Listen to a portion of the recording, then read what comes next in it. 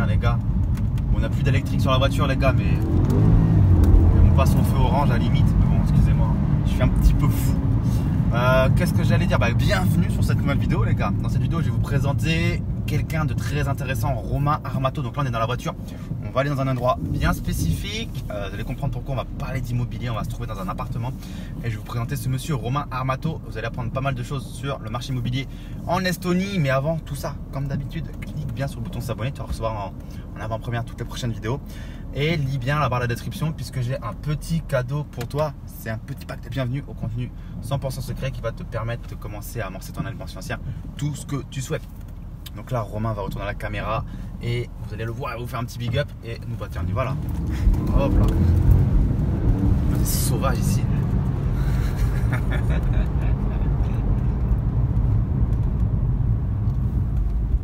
Excellent, merci Raph. Alors restez bien jusqu'à la fin de cette vidéo, vous allez découvrir mon histoire d'une chambre de bonne miteuse à plusieurs millions d'euros de signature dans l'immobilier, plus une petite niche fiscale bonus. À très vite.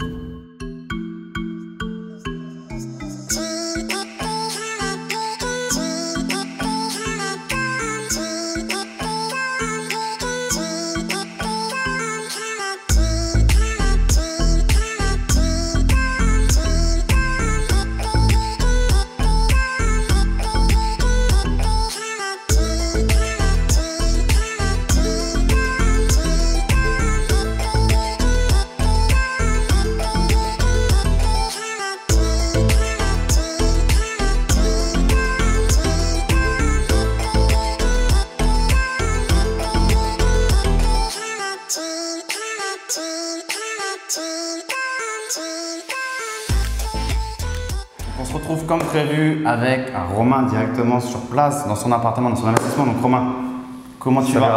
Ça va super. Content de passer sur ta chaîne enfin. Content de voir ton investissement ici en Estonie. Ça va être cool, on va en parler de tout ça. Avec plaisir. Comment tu te sens? Écoute, franchement c'est carré. On va un petit peu montrer tout ça aux gens, leur raconter un peu comment ça se passe parce qu'il y a beaucoup de différences par rapport à la France. Mais avant tout ça, est-ce que tu peux nous dire qui tu es, te présenter, quel âge tu as, ce que tu fais dans la vie? On veut tout savoir. Avec plaisir. Alors je suis consultant, spécialiste en marketing de l'immobilier, 32 ans à l'heure à laquelle on visionne cette vidéo et j'ai un passé assez chargé dans le milieu de l'immobilier en passant donc par l'investissement, en passant par l'agent immobilier, en passant par la promotion immobilière, en passant par le marketing de l'immobilier aux acheteurs étrangers. Donc j'ai plusieurs casquettes avec un dénominateur commun de l'immobilier, tu l'auras compris. Et j'ai aidé dans mon parcours plus de 300 professionnels de l'immobilier à communiquer leurs annonces à l'international. J'ai eu aussi l'occasion d'investir plusieurs fois dans des biens immobiliers en France et plus récemment à l'étranger. Et tout simplement, c'est déjà beaucoup. Ouais. C'est un bon début. On va dire que j'ai fait 10 années dans l'immobilier et plus récemment, 10 ans. Absolument, Raph, j'ai aidé des investisseurs français notamment à investir ici en Estonie. En Estonie, parce que tu es toi-même, on ne l'a pas dit, expatrié en Estonie. Tu vis ici. Absolument, je suis expatrié ici en Estonie depuis février 2017. Ok, donc nickel. Donc ouais, Romain il a déjà un gros parcours à un jeune âge, on n'aura pas le temps de revenir sur tout. On va se focus vraiment sur l'investissement en immobilier à Tallinn, parce que je sais qu'il y a il y a certains d'entre vous qui m'ont demandé comment ça se passe, Raph, en Estonie, les frais de notaire, parce que on sait qu'en France il y a beaucoup de taxes. Tu as investi en France aussi en immobilier? Absolument. Tu sais donc qu'il y a beaucoup de taxes. Et en Estonie, est-ce qu'il y a autant de taxes qu'en France? Sans trop en dire, on va détailler, mais est-ce qu'il y a autant de taxes qu'en France? Il y a 0 taxe sur les revenus fonciers. C'est très simple. Et il y a des frais de notaire qui sont ridicules. Restez bien jusqu'à la fin de la vidéo, on va vous dire combien ça coûte les frais de notaire. Mais c'est insane, comme on dit, c'est abusé. Ok Romain, du coup, est-ce que tu peux nous en dire un petit peu plus sur ce bien qu'on voit là dans la vidéo? Qu'est-ce que c'est? Est-ce que c'est du locatif? Quelle typologie de bien c'est? Quelle superficie? Dis-nous tout. Alors c'est très simple, c'est un bien commercial, c'est un bien 30 mètres carrés,8 et c'est un bien qui a été construit en 2018, en février 2018, donc quelques mois auparavant. C'est tout neuf à l'heure à laquelle on regarde cette vidéo. C'est tout frais, tout neuf, il ne manque plus qu'à poser la brosse à dents. Yes. Et c'est un bien qui se loue 350 €, qui a été acheté pour 52 000 €. Donc alors attends, 52 000 €, 38 mètres carrés, là les gens ils font les maths, ils se disent C'est ça le prix à Tallinn? C'est ça le prix à Tallinn. Ok. Il faut compter entre 1 500 € du mètre carré et 5 000 € du mètre carré, dépendant où on achète, proche du centre. Voilà, évidemment. 5 000, c'est quoi? C'est l'équivalent des champs à Paname? C'est l'équivalent du marais des Champs-Élysées. Ok. Ça peut être la tour Maubourg, 7e arrondissement, Ok. etc. Et 1500, c'est un peu en périphérie de Tallinn. Et 1500, ouais, ce serait on va dire en première couronne, on peut dire. Ça, genre la région parisienne, entre guillemets. Bah, et Voilà, encore, voilà. parce que c'est pas si grand que ça, Tallinn, c'est tout petit, mais on se comprend. On se comprend. On se comprend. Exactement. Ok. Justement, on parle de localisation. Je t'ai un petit peu copié sur ta réponse, mais on va reprendre tout ça. Où est-ce qu'on est vis-à-vis de la ville de Tallinn? Donc les gens connaissent peut-être pas, mais voilà, on n'est pas en plein centre. Pourquoi ce choix? Pourquoi ce choix? C'est pour profiter d'un prix au mètre carré avantageux Ouais. et investir à la fois dans un environnement qui est porteur, dans le sens où la ville de Tallinn peut uniquement se répandre dans ce sens-là, et étant donné qu'il y a plusieurs milliers de personnes qui arrivent en ville chaque jour, que ce soit de l'Estonie ou bien de l'international, comme nous on peut le faire par exemple, ou bien de Finlande, Suède, Norvège, etc.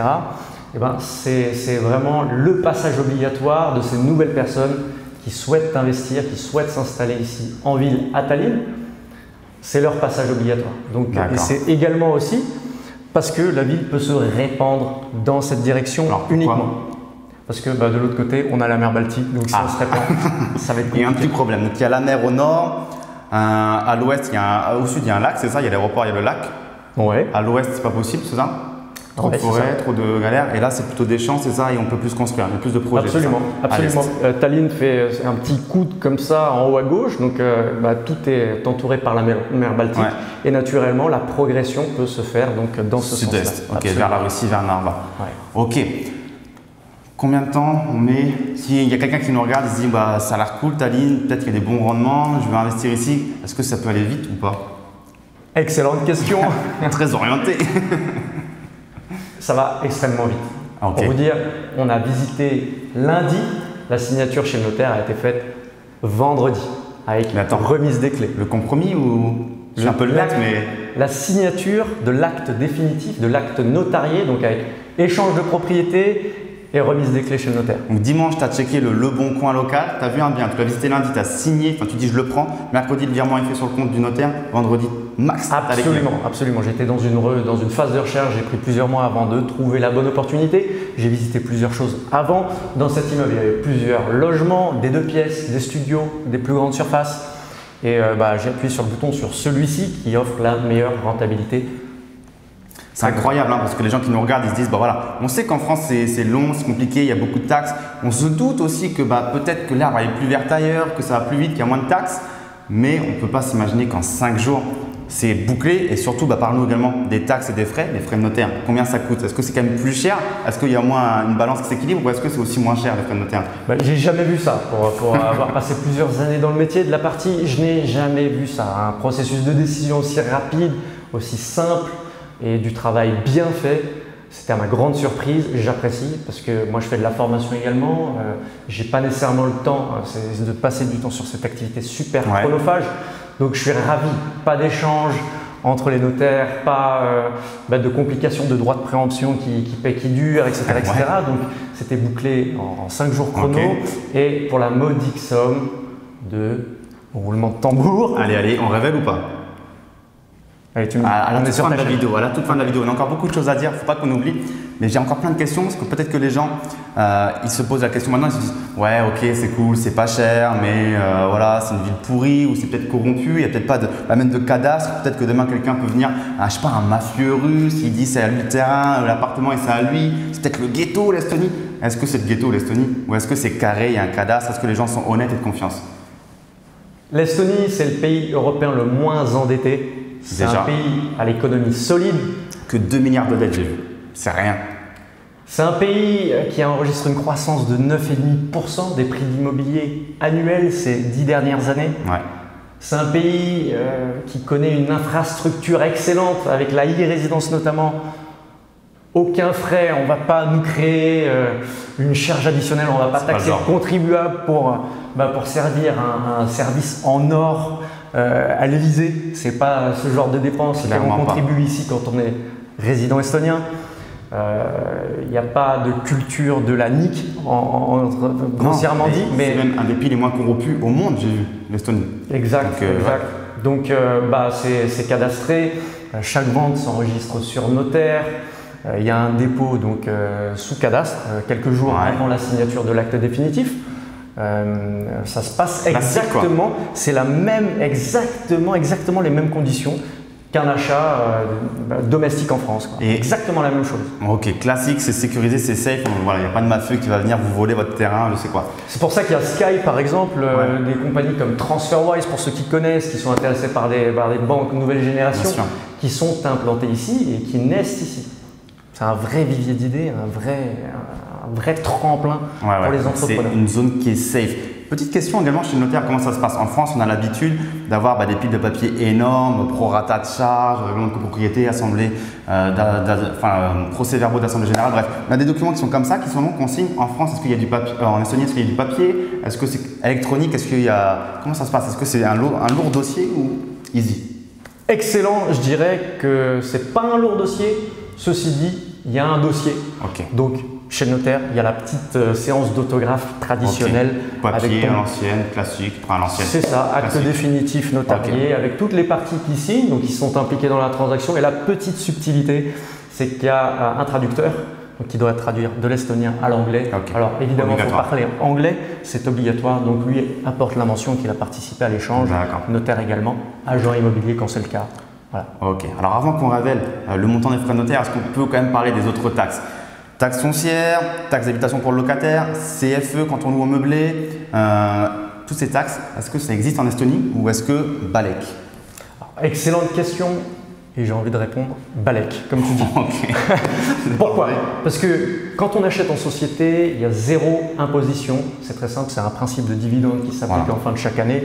Vous décidez de récupérer de l'argent issu des locations, très bien, et là vous serez imposé à 20%. Sinon, si vous décidez de faire grandir votre patrimoine, de faire des opérations achat-revente, donc utiliser la plus-value qui est également dans cette configuration non imposable, c'est quelque chose que vous pouvez faire en société pour faire petit à petit vos opérations et avoir un gros capital de voilà.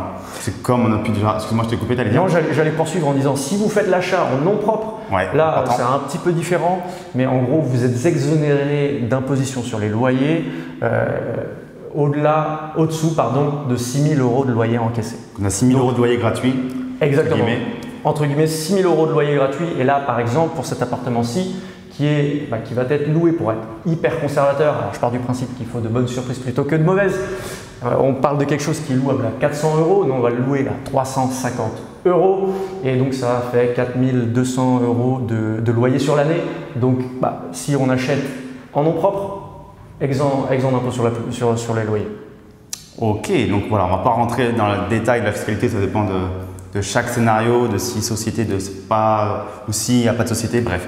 On a une grosse idée là qui est intéressante, c'est que voilà, c'est beaucoup moins taxé qu'en France. Alors encore une fois, ça dépend parce qu'en France, on peut ne pas être taxé. Encore une fois, je ne suis pas en train de dire que l'Estonie c'est beaucoup mieux que la France, loin de là. En France, on peut ne pas du tout payer d'impôts, c'est ce que j'apprends à mes clients également dans les formations, c'est que grâce à l'amortissement, grâce au passage en charge d'intérêts d'emprunt, de travaux, on peut ne pas payer d'impôts en France également.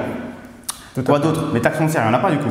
Taxe foncière, alors c'est une bonne question. Il y a une taxe foncière. Quand même annuelle. Alors je ne sais pas si je vais m'en sortir sur cet achat parce que c'est une taxe de 19 € à l'année. Aïe.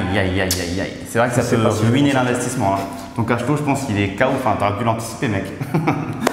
Et c'est un bon point parce qu'on ne va pas vous anesthésier avec la partie fiscalité, etc.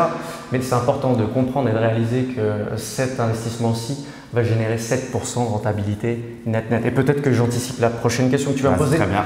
Mais, je suis visionnaire dans mon esprit. Très bien.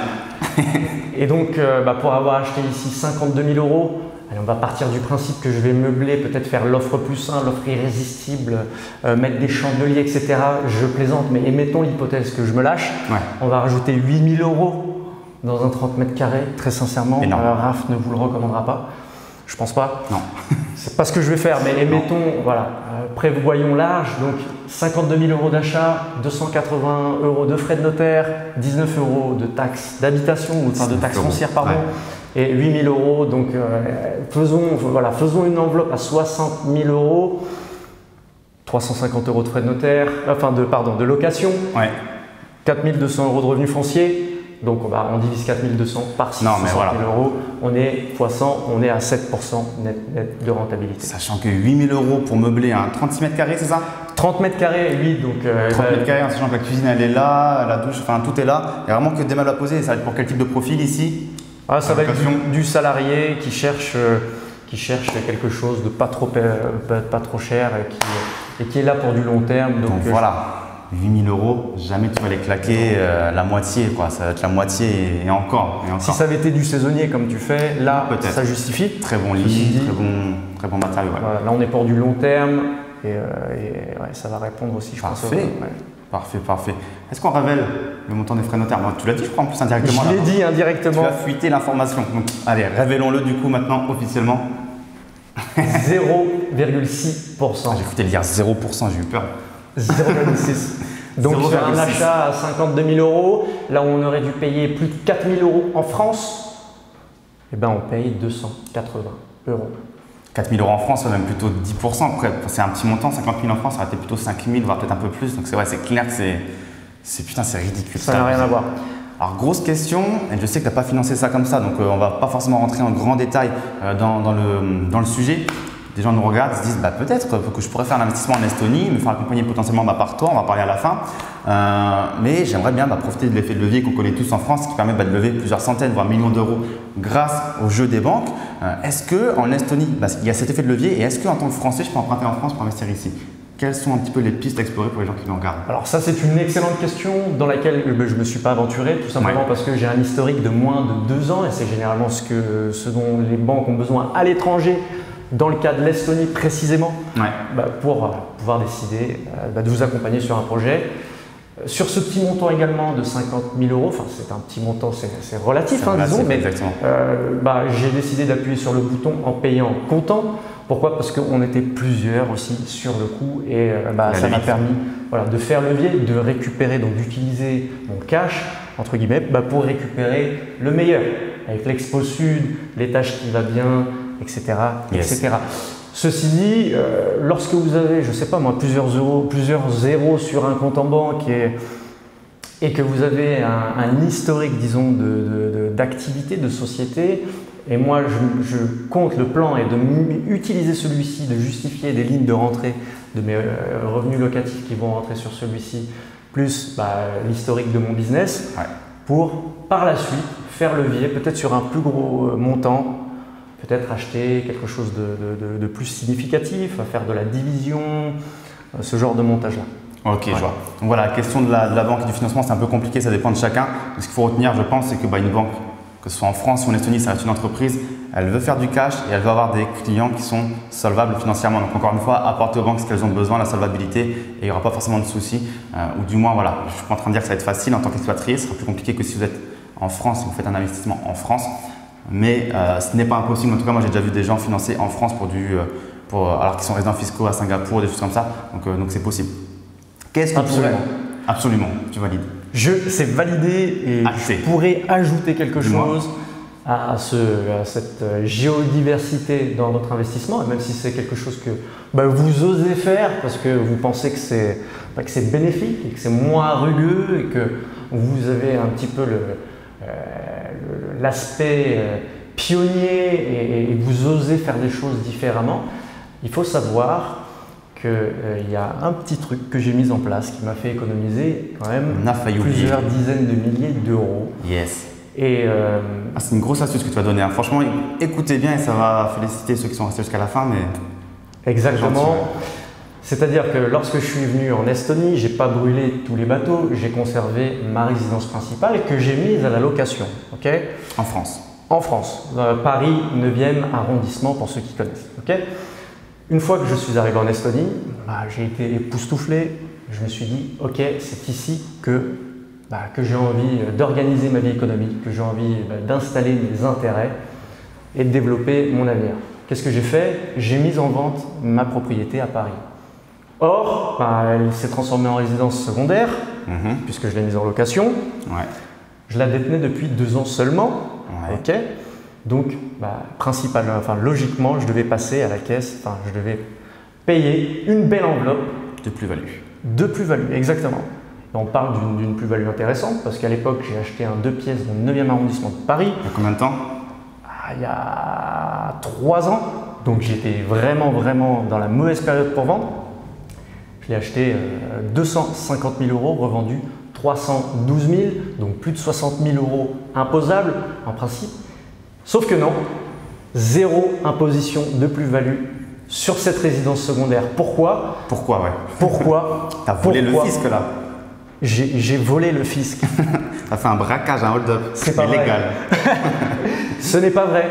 J'ai juste été accompagné par un notaire compétent et qui a mis le doigt sur une petite loi qui a été votée à mon avis par un député bien malin et qui nous a donné l'opportunité, en français non résident, vivant à l'étranger, qui vend un bien immobilier en France, d'accord, d'être exonéré exceptionnellement sur l'impôt de la plus-value réalisée. Il y a plusieurs conditions. Dis-nous tout. Voilà, il y a 2 conditions cumulatives. D'accord. Il faut avoir vendu le bien suivant les 5 années que vous êtes expatrié. D'accord. Donc il faut que la vente intervienne Dans les au 5 ans. plus tard le 31 décembre de la 5e année où vous êtes parti de France. D'accord. Voilà, où vous êtes enregistré sur le registre des résidents À l'étranger. à l'étranger, absolument. Première condition.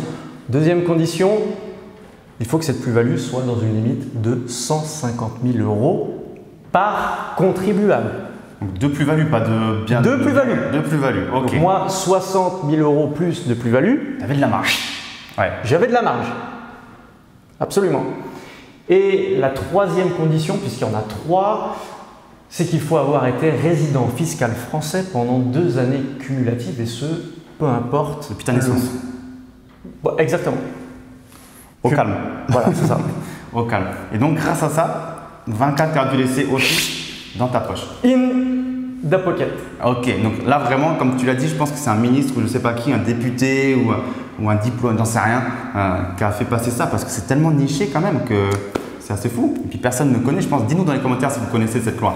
On connaît tous la loi en dessous des 15 000 euros, on connaît tous la loi de la résidence principale, la loi d'une première session de résidence secondaire à but d'investissement dans une RP par la suite. Mais celle-là, quand tu me l'as raconté, Niche fiscale exclusive, j'espère que ça vous exactement. inspire. Ça ne concerne pas tout le monde, mais si vous souhaitez vous expatrier à Tallinn ou ailleurs, Et c'est ça, et la morale, c'est que si vous voulez vous expatrier, expatriez-vous en premier, et si vous avez un bien, Revendez-le expatriez-vous en premier avant, avant la vrai. revente de ce vous pouvez tenter de tout vendre avant de partir finalement. Toi, tu pourrais très bien aujourd'hui décider de revendre une résidence secondaire que tu as, Un locatif par exemple. un locatif. Là, aujourd'hui, tu es éligible à ce que la plus-value soit C'est supprimée. énorme. Donc là, il faut que je fasse un investissement en nom propre en France qui dégage un max, un gros achat-revente. Et je Absolument. peux le- Tu peux bombarder et tu peux revendre avec une… Parfait. C'est ça. Toujours bon à savoir. Écoute Exact. Romain, on a fait une bonne vidéo de contenu jusqu'à présent, je pense. Où est-ce que les gens ils peuvent te retrouver? Voilà, vous avez compris, Romain, il peut vraiment vous aider à investir ici en Estonie dans l'immobilier, ça peut vous intéresser. Il investit lui-même, il a déjà accompagné des clients à investir ici en Estonie. On a déjà parlé de rendement, de cash flow potentiel qu'on peut estimer. Donc Romain, vends-toi, dis-nous où est-ce qu'on peut te retrouver, qu'est-ce que tu peux proposer aux gens et comment ça se passe, où il faut cliquer. Stratégie du poulpe, c'est-à-dire que je suis omniprésent partout. Vous pouvez me trouver en nom propre, Romain Armato, R-O-M-A-I-N, A-R-M-A-T-O. Site web, Facebook, Twitter, LinkedIn, YouTube. Instagram, YouTube. Le mec est vous l'avez compris. partout. Et ce que je propose, c'est de pouvoir vous accompagner donc, sur un achat clé en main. Donc, de l'identification du bien avec une rentabilité à 7% minimum et jusqu'à la signature chez le notaire. En gros, vous n'avez plus qu'à vous allonger sur le stylo, signer, je vous trouve le locataire, vous encaissez, cash flow. Est-ce qu'il faut quand même venir sur place? Oui, pour signer quand même. Et voir Pour signer, vous pouvez déléguer, vous pouvez faire une procuration aussi dans le cas où vous auriez quelqu'un de confiance sur place.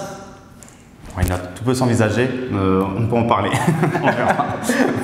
Nickel, écoutez, on va mettre tout dans la barre de description ci-dessous. Donc n'hésitez pas à aller voir déjà ce que fait Romain sur ses différents réseaux sociaux. Ça vous donnera un bon aperçu, de le contacter s'il y a des questions et s'il y a des idées de projet.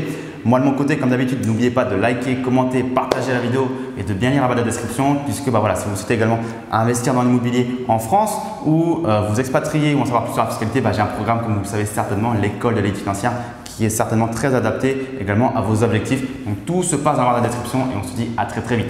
Je te check Romain. Excellent. Allez, à très vite. Ciao, ciao.